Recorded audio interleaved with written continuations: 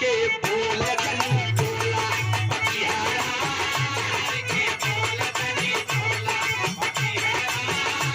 के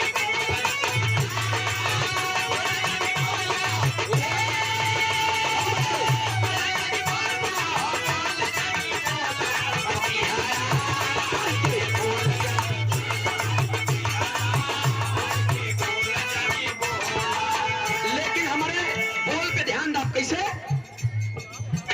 जो लोग एक मिनट, जो लोग भैया हमारे खाना खाए के आवत है उनका आवे तो चेन्नई खाए बा आप सब जा खाए खाई आवा काहे कहती भोजन और भजन दोनों चीज की व्यवस्था भवा उधर भोजन करत रहे कि भजन